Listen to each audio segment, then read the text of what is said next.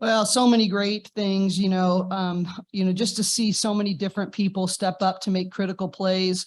Didn't play our best basketball today, especially for about the first 20, 25 minutes. But, when adversity comes, we know it's a matter of when. It's not a matter of if, it's a matter of when. And so proud of their response. And we always say that the work done in the dark always gets revealed in the light. And we're going to like some of what gets revealed, and then we're going to learn from some of the things that get revealed. And I thought we had both opportunities. I've been saying all year that, hey, we haven't earned anything yet. What are you willing to go earn? And we earned a lot of confidence. We earned a lot of toughness this weekend, and still have a lot of improving to do, but really proud of we just really want a brick by brick mentality. Coach Shannon talked a lot about that in our preparation for this game, is what kind of habits are you willing to earn? We're not just playing for a championship right now. We're playing for the kind of habits that are going to lead us into March. And so really proud of their focus on those things and their willingness to respond in the hard moments. I'll just go down the line. Charisma, we'll start with you. You shot the ball. You didn't shoot the ball well, but when you hit like the driving basket to start overtime and you kind of stayed in the game and helped kind of drive through in overtime when you guys were in a tight game, kind of what was your mentality when the shot's not falling, but to find a way to keep at it? Yeah, first I want to give credit to my teammates and coaches just for continuing to encourage me throughout the whole entire game. Like, even when it's a dead ball, they're talking to me and encouraging me and saying I have the next shot and that no one can guard me. So shout out to them. But I think I was trying to focus on defense. I think that was a big key of our game, stopping number 23. So I was trying to do as much as I could to limit her touches. And so speaking of defense, I was going to ask Camryn about the steals. You had very active hands, got the run out, I think 2 in a row late in the fourth quarter. Kind of what was your mentality on the trying to get hands in passing lanes and that kind of thing? So my coach this year is Tasha Brown, and that's just something we've always talked about. She's like, you're super long. You just got to have active hands. So that was kind of my focus. Like, that was my constant reset going into overtime. Couldn't think about if I was tired, if I was just thinking about like my hands being active. And I just know we in practice with like 2 straight stops. So I just like really relied on like all the preparation we do in practice about just get 2 straight stops. And that's all I was really thinking about. Gina, I think the upperclassmen, I guess just the 3 of you, accounted for 8 of the last 9 baskets for UCLA coming from like late third on. There's been a lot of attention about the freshman class and everything, but does that show some of the value of veterans in tight games? Yeah, I think it just goes to show that like we followed the scouting report. We all prepare, like the freshmen included, but the upperclassmen, we're talking throughout the whole entire game, and timeouts, what we need to do, just reiterating what the coaches are saying. So really just when we touch the floor, we're all on the same page. And for me, the last thing, Cori, sort of in line with that, how much of a comfort, I guess, is it when you have experience around you and you've got half your team that, is new to college basketball? Well, and, I think you saw that they've just earned trust, right? And I don't give trust. I can't give confidence. They've earned that. And I think that's why we felt like we could go with them down the stretch. And they're the first group that got, I think, 2 straight kills, which is 3 stops in a row. And I think they just had a poise about them. And so I think we've talked to our whole team all year about we all need each other. And on different nights, and I said this the other night, I made them say it with me in the locker room. Sometimes you, sometimes me, always us. And 3 people that I pointed out too, London Jones got a critical stop that led to a layup at the other end. Dominique Onu coming in and having limited minutes, taking that charge. It's another possession. Gabriela Jaquez hits that deflection on a reversal pass, gets a layup, and that's 6 points. And, just you have to maintain a ready mindset and a selfless mentality. And so I think that, we don't know who it's going to be. We know we have a great combination. We know we're building our chemistry, and it really does start with veteran leadership. If they don't show the newbies the way, we're not going to be consistent enough. They've been in these moments. They know, and we have really talented freshmen, and I'm thankful for it. And I think they all had their moments this weekend, but we're not going anywhere without steadiness from these 3. Or you came into this tournament unranked. Halftime, you cracked the top 25. Say not about the program, but about the league itself. I mean, Stanford plays South Carolina.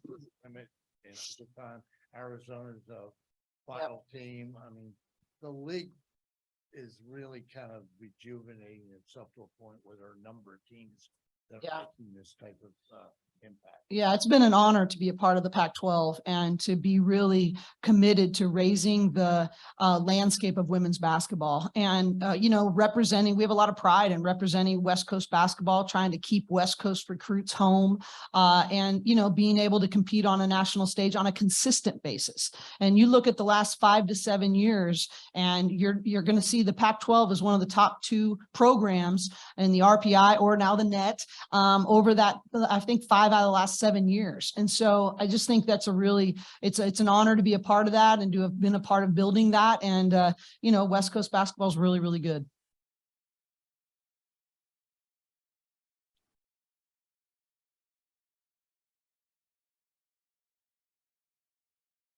We think we have a question on the Zoom.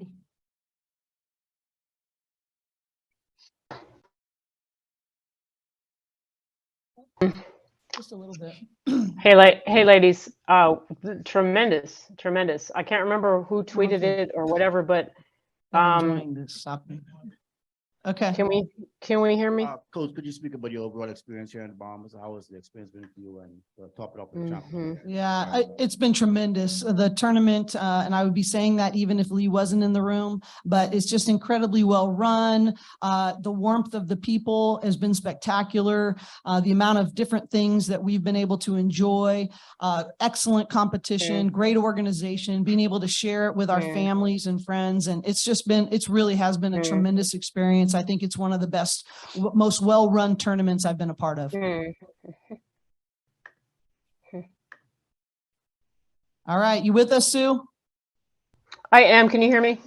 Yep. We got you. Oh, fantastic. It was Shannon Ferry LeBeouf that tweeted that this team grew today. Obviously, you guys have grown a lot this weekend.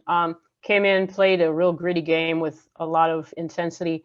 Maybe first for the players, so many times, you know, it was just mano a mano, response for response. What kept you guys going and kept you so gritty for all 45 minutes? Charisma? I think just each other. Like, we are such a close team and we just trust each other so much. So I think just being able to rely on each other, and like, obviously Coach Cori said always, oh, sorry. Sometimes me, sometimes you, always us. And I think tonight was all about that. And people came in and stepped up big, and we trusted whoever to shoot the shots, get steals, whatever the case may have been. But I think just really being able to rely on each other as teammates and as sisters. And then for Cori, what steps do you see that you all took this weekend? Well, I think the way you handle adversity, you know, I think that we all knew we were, you know, battling, that we weren't. Shannon gave a great quote before practice or before the game. She said, you know, what did she say? Some people quit when they get tired. Winners quit when they're done. And we needed to be able to, we weren't something close to that. Most. Go ahead, Cam. See, we need Cam for everything, even in press conferences. Go ahead, Cam. What was it? Most people quit when they get tired. Discipline people quit. Yeah, disciplined people quit when they're done. Yeah. You get the picture, you know. So bottom line is we had to find a way, and we talk a lot about that. You have to choose discipline over default. And if you just think about your feelings, we always say that it is your commitments, not your feelings, that determine your destiny. And that we had to be committed to be the more disciplined team. And it wasn't a matter if it was going your way. You had to dig down deep and do it with your mind. And Coach Tasha leads our mental training, and she got in there and she goes, right now is when the mind gym has to show up. Right now. It can't be just something that we do and we talk about it. We spend time there every day. It's got to show up right now. And I think right after that timeout, we got 3 straight stops. And I think that's a huge, I think you can build on that. I told them there were several markers in the game that we're going to be able to look back on and go, okay, we can do that. Look what we did there. Look what we earned there. But we still have a lot of improving to go. And you mentioned us getting ranked. It's like a blessing and a curse, right? I just don't want any numbers to change our mentality. I want us to stay that gritty team that wants to get a few possessions better every day. I want to stay that hardworking, selfless team that's going to do whatever it takes to improve and to give to our team. And some number associated with our name isn't going to change that with us. Maybe one more for Jacques and Cam. You just said no rating, but you guys were ranked in the middle of this game, and then I see that Coach Cori is currently drenched with water. So what does this mean to you, this win this weekend mean to you guys going forward and attacking the next game? I think something we hold dear in this program is celebrating the small wins. And like, you always got to celebrate when good stuff happened and be ready to fix the stuff that you don't feel like went well. So, hey, it was a win for us and we had fun and we played really well to finish that game. And we put some stuff together that we had been working on for a long time. So it was good to celebrate her and get her a little drenched. We're in the Caribbean, man. I look forward to seeing more recovery pool workouts in your. What's it mean from your perspective, Gina? Yeah, I was just gonna say for our team, like we earned it. And like Coach said, like we're building chemistry. It's the beginning. It's our first tournament, a time to win a championship. And we handled business in the Bahamas and we did it together. So like Coach said, brick by brick, it's only the beginning, but I'm so excited for the rest of the season with this team. Thanks, you guys. Hey, Coach, Marquette kind of opened some eyes with their performances over the last couple of days. Just Yeah. studying them, what did you see out of Marquette? Well, I thought I was watching them yesterday against Gonzaga, and I was quickly rooting for Gonzaga because I thought, number one, I'm a little more familiar with them, but number two, wow, they are tough. They execute. They're just really well coached and really disciplined. And so I pulled their coaching staff aside after the game and just was like, preparing for you guys was really hard because you guys are so well coached. And, they beat a top 5 team, to advance. They're just a really good basketball team. And I wouldn't be surprised if we got to see them in the NCAA tournament again.